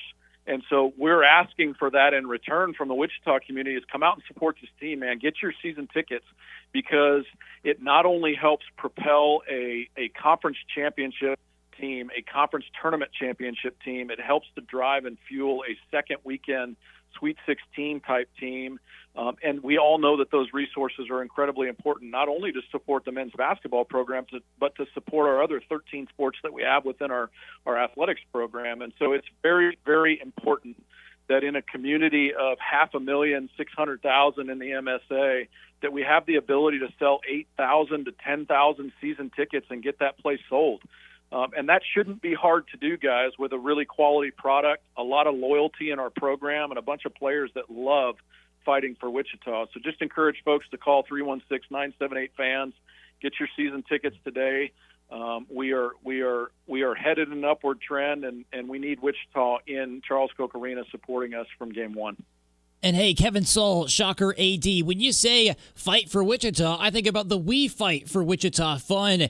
Tell me a little bit more about this challenge, $500K gift, and the anonymous donor is asking for the Shocker community to match this donation. Essentially, if you are donating, your donation gets doubled. I think Sasha Bushko over here, maybe a little bit of a dono. I put a few bucks down when I saw that. I was like, if it's going to be times 2, it's worth it. So, yeah. Why is this the best time to donate to Shocker Athletics?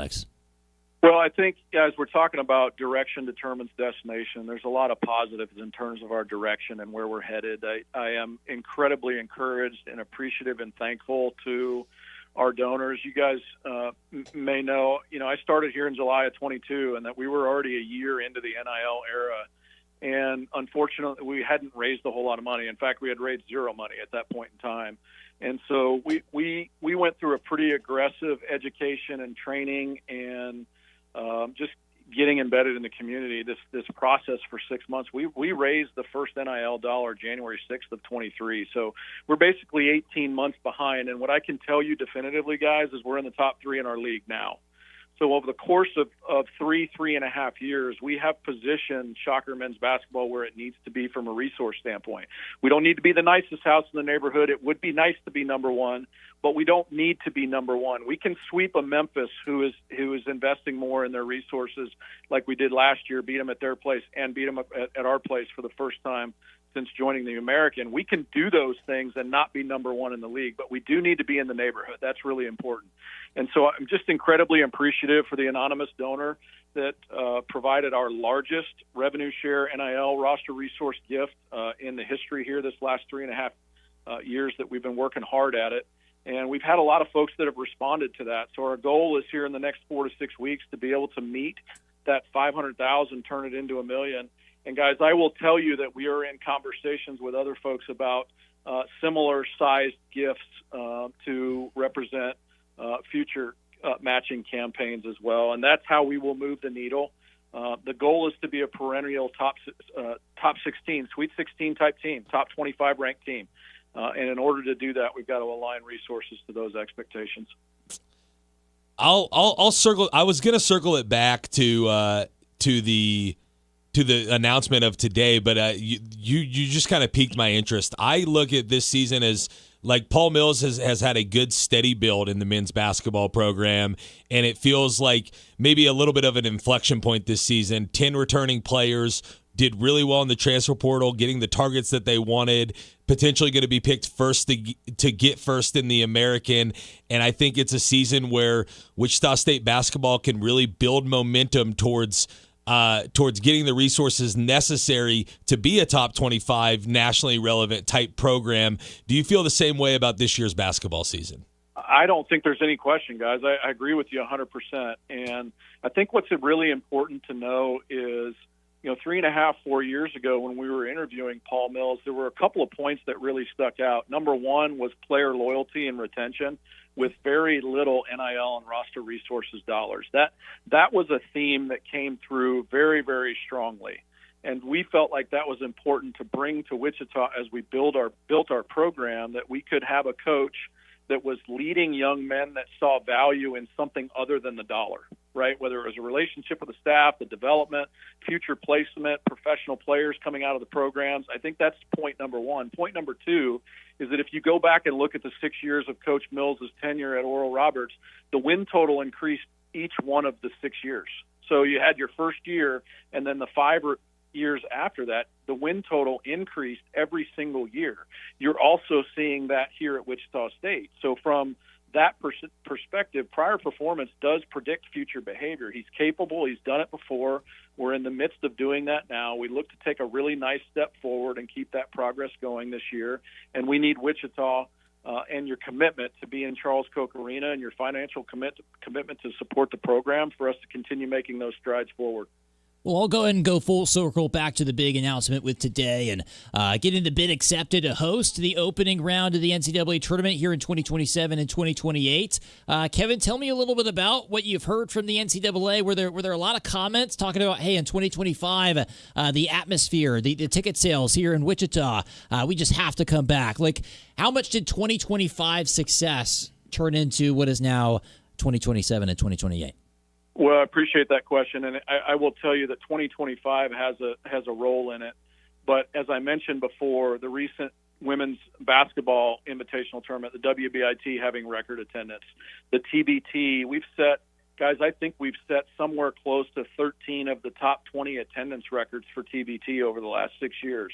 Hosting NCAA men's basketball back in 11, hosting women's basketball in 13. There's a long history here.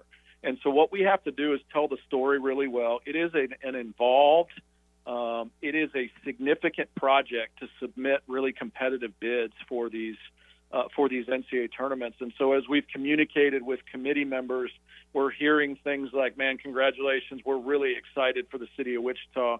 You guys earned this opportunity. Thanks for your leadership. We're confident in an opening round will be very successful in Wichita, and look forward to visiting with us when they do their site visit. So it's things like that from committee members, from NCAA staff members that are really excited for Wichita because they know, the nation knows that Wichita is a basketball-crazy city, and that we feel like the growth of hosting these opportunities at home, which, by the way, guys, is huge economic impact for Wichita. We host a state track meet, and it's $7 million over 2 days. You're going to be hosting 2 days worth of games, and it's going to be an unbelievable experience, and it's going to be great economic development for Wichita. But it's great for Wichita State, right? It's great for Wichita. It's great for our region. These things are really important, and when you tie these unique opportunities to growth within our men's basketball program and growth within the TBT, all of these things start to feed one another, and I think that's what you're seeing today. So we're really excited about it and need our Wichita community to support it. Yeah, awesome stuff. I'll get you out on a quick one. This is more of a logistical.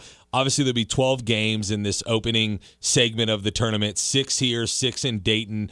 Is there, if you know yet, or if anyone knows yet, is there any determination of how those get split out between the automatic qualifiers and the at-large qualifiers in terms of where each of those games will be played? Yeah, obviously we know that the tournament field is increasing from 68 to 76, right? I want to make sure that we're saying the right things, guys, in terms of what that looks like.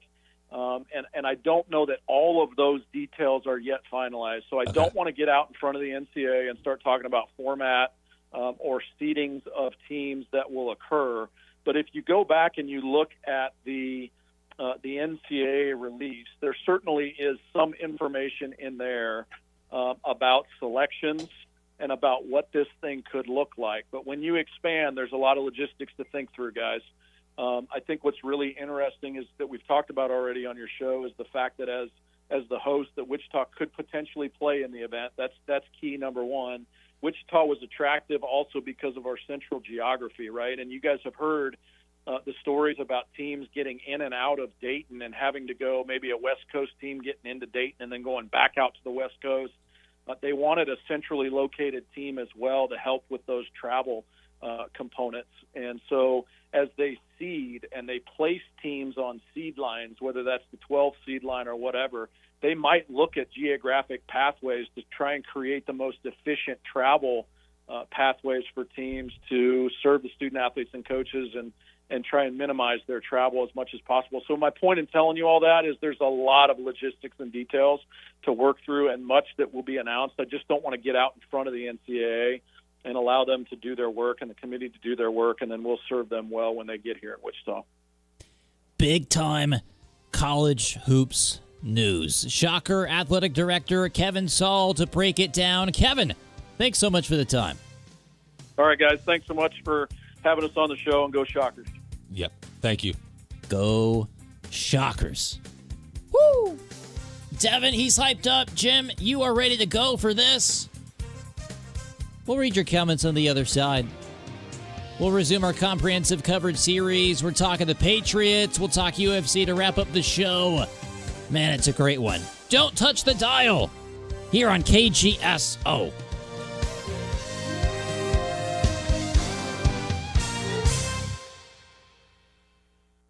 Call the Press Box now on the Maximum Outdoor Equipment phone lines at 522-1410. The Press Box on KGSO. This is Stu Gatz and Company live. The audience wants this. You're listening to Stu Gatz and Company live. Izzy, I am so confused. The United States appears to finally be good at soccer, and I have no idea what the Celtics were thinking by trading Jaylen Brown to a team they just lost to and making the Sixers a better team than the Boston Celtics. So confused. Stu Gatz and Company live. Weekdays at 2 p.m. on KGSO and on the SC Wichita app. It's that time of year to bring your yard to life with Meadowlark Landscape and Design. From expert irrigation installation and services to fresh sod installation and professional fertilization, Meadowlark has everything you need for a lush green lawn all season long. Don't wait. Make your neighbors jealous with a yard that stands out. Call Meadowlark Landscape and Design today. 316-880-0227. That's 316-880-0227. Do what we did at Steckline Communications and let Meadowlark make your outdoor space something beautiful. Come check out the defending champion Aftershocks at Charles Koch Arena starting July 20th in the new look TBT. The Wichita State alums will be hosting the New Mexico alumni team as part of a best of 3 series on the road to TBT's now $2 million prize. Dexter Dennis joins this year's roster of Shocker legends playing July 20th and 23rd. For tickets, go to tbthoops.com, the Wichita State box office, or listen for giveaways here on this station. And stay tuned for the radio call The Aftershocks here on KGSO. America is turning 250, and we're celebrating all month long at Midwest Kia. Join us for our Stars, Stripes, and Savings Sales event, where we're honoring America's 250th birthday with incredible savings throughout July. Celebrate extra savings on every new Kia that's built right here in America, including the award-winning Sportage, Sorento, Telluride, hybrid models, and the electrified EV6 and EV9 models. And no birthday party is complete without a present. This July, purchase any new or pre-owned vehicle and get a $250 gas gift card. It's our way of helping you enjoy the summer road ahead. Plus, every new Kia comes with that unbeatable 10-year, 100,000-mile limited powertrain warranty. But hurry, this special Independence Day offer and the $250 gas gift card won't last forever. Visit MidwestKia.com. And remember, We want to see ya in a Midwest Kia. see dealer for details. Offer ends July 31st. Warranty is a limited powertrain warranty. Hi, this is Blake Davis with Davis Liquor Outlet. And here's another great special on Michelob Ultra. 12-pack, 16-ounce cans, only $16.99. And a little white wine action with Kim Crawford Sauvignon Blanc, 750 ml, just $13.99. Davis Liquor Outlet. Each store independently owned and operated. Wichita owned, Wichita proud. This is The Herd. You got to be consistent. With Colin Cowherd. Mike check. Trading Supermax players, bro, it's hard. Cost control is everything. The Milwaukee Bucks were offered Jaylen Brown, All-NBA, 2 first-round picks. The Milwaukee Bucks said, nah, we'll take Tyler Hero, rotational players, and more picks. That's the new NBA. This is The Herd. Weekdays at 11 a.m. right here on KGSO and on the SC Wichita app. This is Stu Gatz and Company live. The audience wants this. You're listening to Stu Gatz and Company live. My objection to soccer in the World Cup is, A, there's never goals scored. And so in this particular World Cup, it helps that we have a bunch of goals scored. It helps that the stars are scoring those goals. And, of course, the United States being relevant thus far certainly has piqued my interest, yes. Stu Gatz and Company live. Weekdays at 2 p.m. on KGSO and on the SC Wichita app. Wichita's sports leader, KGSO, is brought to you by Devon James. Devon James Injury Lawyers. Call 888-8888. That's 888-8888. Working to support our local community. Wichita owned. Wichita proud. This is KGSO.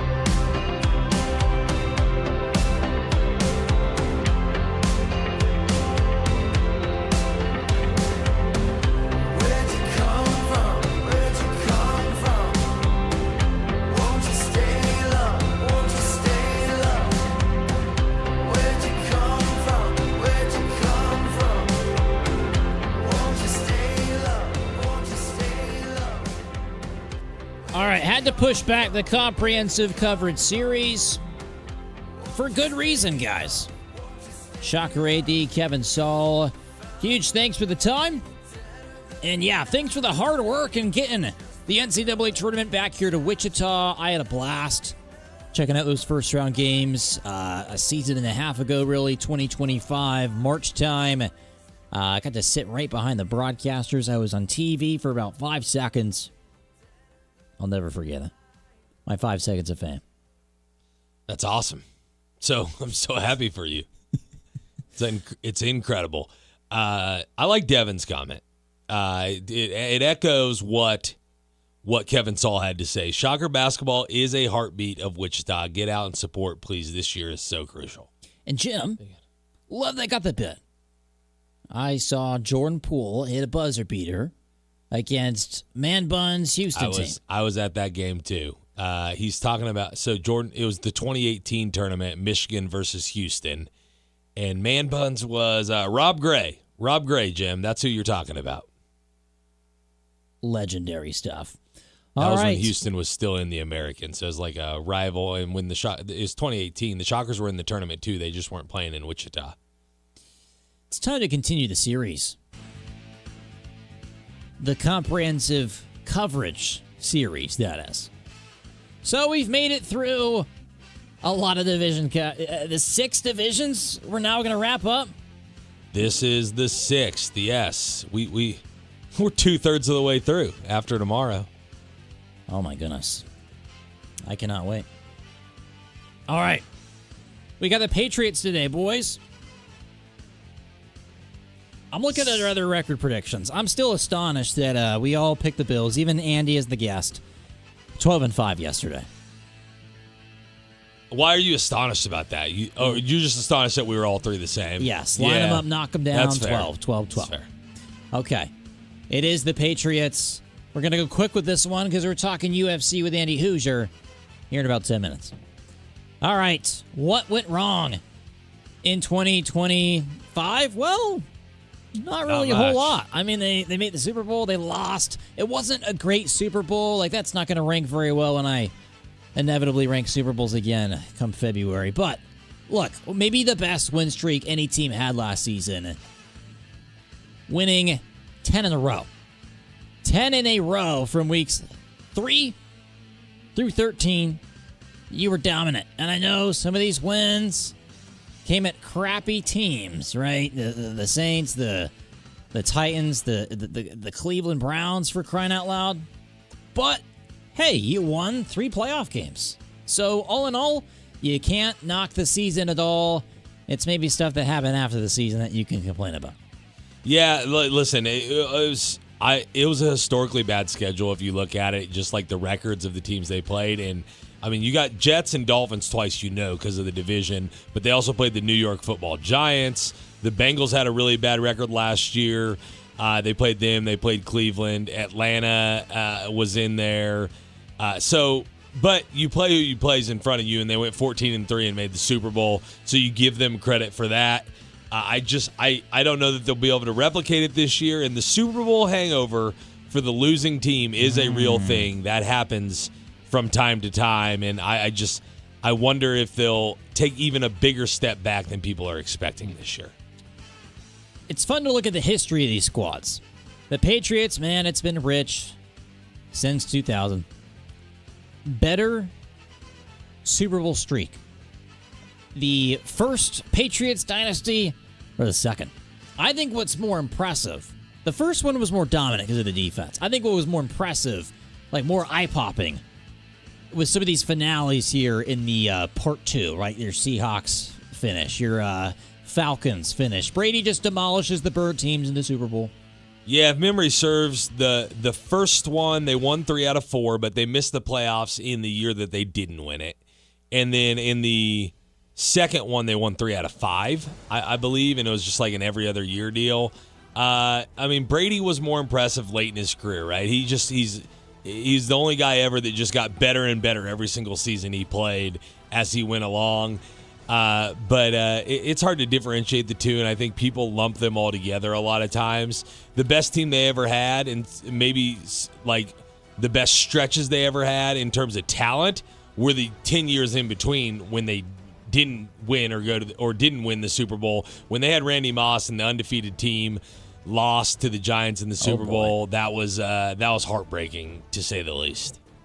For them, if not you're a me. Patriots fan, yeah. All right. We got to go fast here. X Factors. I'm going to do one. You're going to do one. My X Factor comes in an unfamiliar spot.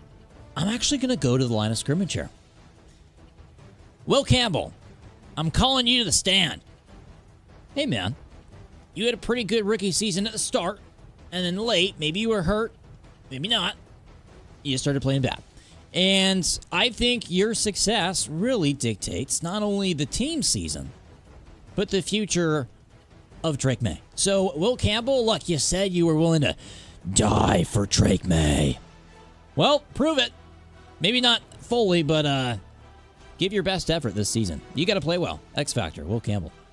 Yeah, I'll go to the skill positions as we normally do. I think they'll be good in the running back room, right? Like Ramondre Stevenson, Travion Henderson, that's a good 1-2 punch. I'll look at the wide receivers. We know who A.J. Brown is. They traded for him. That's good. They're hoping that he unlocks some of these other guys, and there's really a lot of them, right? You've got Mac Hollins, Demario Douglas, Kyle Williams. They also acquired Romeo Dobbs. I always forget which it is. Romeo Dobbs. But it looks like Dubs the way it's spelled. I'll go to a guy I didn't mention yet, though. Booty. Kayshon Booty. He's kind of come on the last couple of seasons. He's a deep ball threat. He always has these games that you think he's going to pop. They needed some more consistent performance out of someone in the receiver room. Maybe A.J. Brown unlocks him a little bit. So give me Kayshon Booty. Booty. Look, Matt Collins. Maybe he knows something that we don't. Maybe he's like soaking nutrients from the ground through the heels of his feet into his body to give him extra energy for the game. But at the end of the day, you play with the cleats on, buddy. You play with the cleats on. All right. I like the X Factor with Kayshon Boutte, and I think he was like developing sort of into a star last postseason, but like his yard totals don't really look all too sexy. Yeah, no, he had his games, right? He had some fantasy relevant stuff. He played 14 games last year, started 10, but he only caught 33 passes, but it's the over-the-top passes with him, 16.7 yards per reception for him last year. All right. we got to give a record prediction. And the schedule is a doozy. Chiefs, week 15. You got Denver. You have them week 17. Bit of a rematch. You got Detroit, week 10. You got Chicago, week 7. You got Buffalo, week 4. You got Seattle. Oh, baby. Super Bowl rematch, and it's on a Wednesday to kick off the season. I somewhat hate the Super Bowl rematch week 1. And we talked about this when that came out, but I just think, like, you won the Super Bowl, you shouldn't have to play a prove-it game the very next game you play. So I hate it for Seattle. If you're New England, you love it. Yeah, like, you lost the game, you want to try to win it now. But in terms of record, right, they from 14 wins and they acquired A.J. Brown, you would think, like, it should only be up from there or at least neutral from there. I'm not going to pick them to fall off the complete map, but I'm also not going to pick them to win the AFC East. I like the Bills to do that. Based on this schedule, I've got the New England Patriots going 10-7. 10-7, pretty good. I'll go 11-6. And look, I actually forgot. I forgot to give who was originally going to be my X Factor for every Patriots season. It's Robert Kraft, guys. He's buddy-buddy with some of the most powerful people in the whole world. And that's all I'm going to say. Robert Kraft, X Factor for every Patriots season. He's an X Factor, all right. Yeah. All right, let's go. Take a break. We'll come back. We'll steer things around as I get to poke fun at Andy Hoosier for being a McGregor fanboy. We're going to take a look at the main event, maybe the co-main event of McGregor's return on the UFC card Saturday night, brother. We'll be back. This segment of the Press Box is brought to you by Wichita Clear Bra, the ultimate car care and protection. Online at wichitaclearbra.com. The Press Box on KGSO. Where'd you get that grin? Right above your chin. You know the place. Puts a smile on your face. Andy's the one. Frozen custard fun. Made fresh every hour. It's your happy power. Top your day with a smile at Andy's. Did you know my frozen custard is made fresh every hour? Or that our toppings are baked daily right in our stores? It's how we top your day with a smile at Andy's. Temperatures may be climbing outside, but the prices are dropping at Rusty Egg Ford. Get $8,000 off MSRP on the 2026 Escape Hybrid. Buy for just $28,895. That's great gas mileage and pricing. The Escape Active is $6,200 off MSRP and starts as low as $27,975. Plus, these come with 2 years maintenance on us. Visit RustyEggFord.com. Family owned for over 70 years and simply the best place to buy. See dealer for details. Wichita Wind Surge Baseball is back at Equity Bank Park. Bring your friends, bring the family, and enjoy an exciting night of baseball right here in Wichita. From big hits to family-friendly promotions and special theme nights, there's always something happening at the ballpark. For the full schedule of upcoming events, follow us on Facebook at Wichita Wind Surge or visit us online at windsurge.com. Wichita Wind Surge Baseball. Don't miss the action at Equity Bank Park. Here's the tale of the daily med fill. Same old pharmacy, same old bill, but those prices kept rising higher still. Till the savings wrangler rode in, cool as can be. Tap Good RX, saving massively. No plan? Don't matter none. Up to 80% off. The deals are done. Discounts hitting harder than Ma's chili. Dang. That one little app does all the rest. Save time and money on prescriptions. Check Good RX. Good RX is not insurance. The TBT tournament is here, and we have you covered. This is Wichita's sports station, KGSO.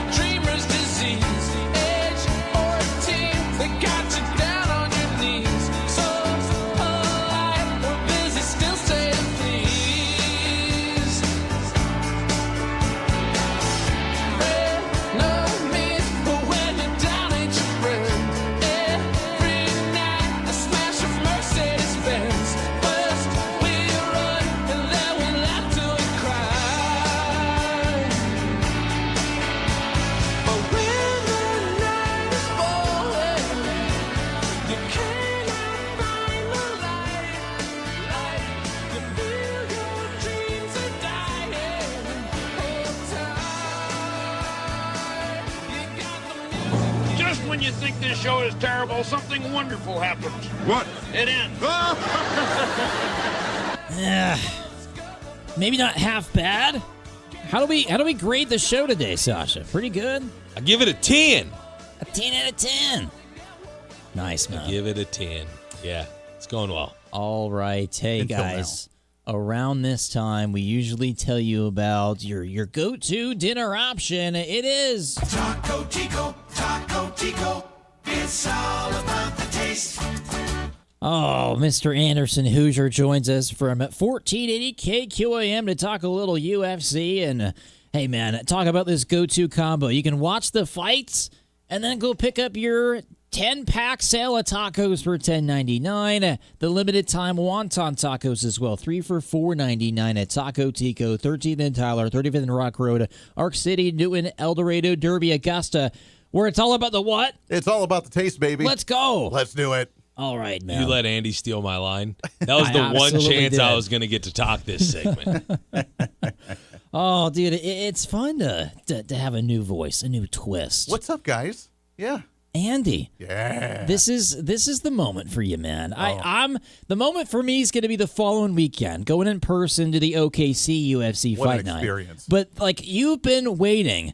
The moment I met you, dude, I quickly realized you were a Conor McGregor fan. This is going back like 2.5 years. And guys, you got to go back 5 years for McGregor. And the last time he fought in the octagon, as folks, this was against Dustin Poirier, July 10th. Conor would have won that one too. Pretty much 5 years exactly to the day. What's really special about this is the first time a buddy of mine took me to Buffalo Wild Wings to introduce me to the UFC to watch the entire card was McGregor's last fight. Oh, my gosh. That's how long it's been. I've been a UFC fan, pretty strong UFC fan for 5 years, half decade, and McGregor's been out this whole time. So, Andy, we have Max Holloway, and we got the press conference tonight. Max Holloway is going to be a Saturday night, brother. We're going to find out. And then you got Conor McGregor is going to be like, oi, mate, you're full of everything. I slapped the nose off you, yeah? So, what happens at the press conference? And then, Andy, of course, what happens in the fight Saturday first off, night? Conor's going to dominate the press conference. You never know what you're going to get with Conor McGregor, but he is obviously the greatest fighter of all time. He is the first one to ever hold the same belt in 2 different weight classes. He is truly the guy that took the UFC to an entirely different level, and the king is back, baby. The Mac is back, and I cannot wait for this one to happen. I have been a fan. Conor McGregor was the guy that got me into the UFC in the first place.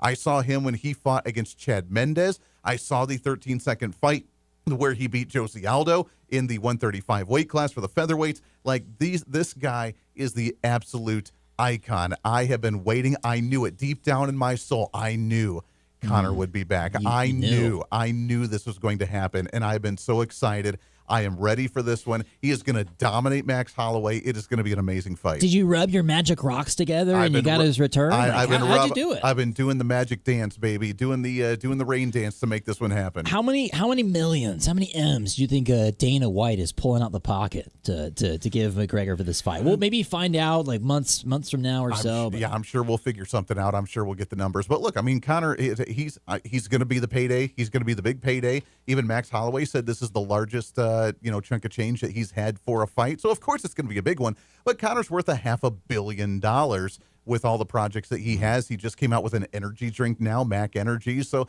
he's got all this stuff going on. He's not doing it for the money. This guy, I've listened to the interviews with him. I've listened to the interviews of his head coach, John Kavanaugh. Look, Conor has been literally living in the gym. He has a mattress in the closet. He's had a mattress there, living in the gym with this training ready to go. A gym on his yacht? Yeah. Like what kind of substances are in this gym? Why would the mattress have to be in the closet? Why can't it just be out in the open anywhere in the gym? Well, look, he said he wanted to dive in head first, and look, they said no better way than to wake up with the sound of the gym at 6 a.m. with the fighters doing their thing, living, roughing it, away from his family. And look, he's been in the mindset. He's gone through some stuff, and he's ready to train. Oh yeah. So even Max Holloway said this is the best that Conor has looked in 10 years. And if he's able to come back with this, man, it is going to be a dominate. He's blowing smoke. Like Max Holloway at the end of the day knows this is a layup, but he's trying to psych himself into a tough fight. On. Yes, because look, Max Holloway, you go through his record. You go through really his like what would be the equivalent to like a game log. It's his fighter log here in the UFC. Max blessed Holloway. He has fought some of the best fighters in the history of either the featherweight or the lightweight weight class. I mean, Justin Gaethje, he knocked him out at UFC 300. Gaethje is now the champ at lightweight. Dustin Poirier, who rode off not really into the sunset, but Poirier, an absolute legend of the sport as well. Max Holloway went toe-to-toe with Alexander Volkanovski, who is the best featherweight of all time. Not McGregor like he's trying to claim. Conor McGregor is the GOAT, baby. He's the one that's going to take it. All And right, look, look, here's the thing. In all honesty, away from my bias who likes Conor McGregor, if Conor comes in there with the right mindset, he can, I believe, very easily beat him. Max Holloway has come a long way in the 13 years since they fought the last time. Max Holloway has been in the game. He's been in the grind. He's fought some of the best fighters in there, and he is very good. So, yes, he is a challenge, and I was nervous when Conor accepted to right out of the gate on this one. But if Conor comes in with the right mindset, which it looks like he is, it's at the 170 weight class. Max Holloway has never fought at 170 before. That is more weight. That's going to burn him out more. That's going to wear him out. I think that this is going to be a big win for Conor. And he's already talking about a title fight in December. My rebuttal to that is if you go to McGregor and really his fight career. Guys, McGregor did have one of the best rises to UFC we've ever seen. He's the most popular fighter, but he is nowhere close to one of the best fighters of all time in UFC history because guys like Max Holloway represent that. But here, McGregor in his peak of his powers. I disagree with that. McGregor in the peak of his powers, from when he joined the UFC in 2013 to when he knocked out Aldo in 2015 and they got choked out by Nick Diaz, for crying out loud. The guy in every fight won by KO except for one fight. His Max Holloway fight in that entire stretch in his true prime. So if he couldn't find Max Holloway's chin how is he going to find it now? No, he did that, and he didn't knock him out in that one because he tore his ACL in the beginning of the second round of that fight. Fighters tear stuff, man. Of course they do, but he went from the stand-up game and the punch game down to the ground game for that. I just watched the game. I just rewatched that last night, literally, because I wanted to get ready for this one. Yeah, he tore his ACL in the beginning of the second round. Study. Yeah, I'm ready, baby. No, he tore his ACL. So, yeah, look, he knocked out Aldo, who at that time was undefeated. Yeah, he was the greatest of all time at that time. He was a black belt in jiu-jitsu. That guy was a rock star at that time. Conor beat him in 13 seconds. One hit and knocked that dude out. But like if I'm going into a shocker basketball game is coming up tonight, what's the reason we're going to win, Jay-Z? Oh, what we did 15 years ago. It doesn't apply anymore, man. No. What I'm saying is that he did fight the best of the best at that time. And there are some great ones in the best of the best at this time. But he fought the best of the best, and it was not even a challenge for him at that time. He rose. He is still a phenomenal fighter. And if he's in his prime, he is going to dominate this fight on Saturday. All right. What in the world is this Facebook it's a great comment. Two gingers. I'm in heaven here. This room is It's a soulless. YouTube comment. Wow. It's a YouTube comment. Okay, and then Jay on Facebook. Last month of the year without football, it couldn't get here soon enough. Jay, the UFC keeps me busy in the meantime. I'm not worried about football right now. This is it, man. This is it. We go from UFC Freedom 250 at the White House to now International Fight Week with Conor McGregor, with Paddy Pimblett. I mean, this is a rock star card, and Conor is going to dominate this. He is going to bring back, he's ready to bring the title again at the 170 weight class. It is going to be the most exciting thing that sports has ever seen. I give UFC credit for putting these fights together. But I'm very disappointed in Dana White because he has declined steeply since McGregor's retirement in promotion. Like the guy hops on a live stream with the worst camera quality you've ever seen. He's sitting ready to go for a plane ride, and he's like, yeah, coming out for the main event in this upcoming card, we've got Max Holloway, we've got Conor McGregor. He has no enthusiasm whatsoever. The company is admittedly just using AI for all their promos when they have the fighters right there that they could use and hire camera guys. It's not that tough, guys. I'm disappointed there. But we got McGregor, we got Holloway. At the end of the day, I when going through this fight in my head, if Conor couldn't catch Max in his prime, and Max is still great, Max has taken damage. Yes, Max looks kind of old like McGregor does, but I see Holloway staying at range, not playing into McGregor's game. And kind of as you see some betting lines on this, they think it's going to end maybe halfway through round 3. I think Holloway at least takes this into the 3rd round, whether it's a late finish like 4th or 5th or it goes to a decision. I'm taking Holloway and the over in rounds. Oh, could you? Nope. I'm saying Conor in 2. Conor inside 2 rounds. Okay, man. I respect you being a big-time fan of Conor McGregor. I think, and I would like to point out our records here on this conversation, Jay. Jacob. We are right now. I'm sitting at 2-0 on these big split decisions you and I have had. So you know what? Maybe McGregor wins this one because the UFC makes no sense. After Sean Strickland upsets Khamzat Chimaev as like a plus 600 underdog, and then Gaethje similar odds against Ilia Topuria, maybe the best talented fighter I've ever seen. Andy, you got the beginners. I remember those conversations because you refused to pick any Americans in the Freedom 250 fight, and then they won. I remember how that worked out. Yeah. All right. Co-main, Paddy Pimblett. Paddy, baby. Benoit St. Denis. Lightweight fight. The winner may get a title shot in a few months. What do you think of Paddy, man? Paddy all the way, baby. I love Paddy. He's a great one. I think and he called out Conor. If both of them win tonight, he wants a match with Conor in December. I don't know if that's going to happen. Conor says he does not want to go back down to the 155s. He's comfortable in the 170 weight class now. I don't know if it's going to happen, but I'm all for Paddy. He's going to be a great one. A lot of people said the Pimblett-Gaethje fight was really good. It was a total scrap. I don't know if it was quite that. I think Benoit St. Denis, BSD, he is an absolutely scrappy fighter. Like, he is going to bring the fight to Pimblett. But unfortunately, I think BSD is going to make a few like technical mistakes that Pimblett can capitalize on. I don't think Pimblett is going to knock out BSD. Oh man, I guess I'll. It's just going that way. It's going England's way. I'll take Paddy Pimblett to win. Yeah, buddy. And I'll do it by decision, man. I'm gonna say he like mucks it up. He makes it a little all right. Little snooze fast, holds BSD on the ground, little pitter patter shots to get points, and he'll win that one. Really? All right, that would be interesting. I would like to see it within 3. I don't know if that's going to happen or not, but look, I mean, Paddy's a great fighter. He's an up-and-comer. I think he's doing really, really well. I'm optimistic about this one. I think he's going to do well in this guy. He's going to come back from Gaethje, which he openly said that he was just in the way for Gaethje to do the greatness that he just did at Freedom 250. So, look, I mean, I think he's learned from that one. He realizes what talent is at that class, and he's moving his way up.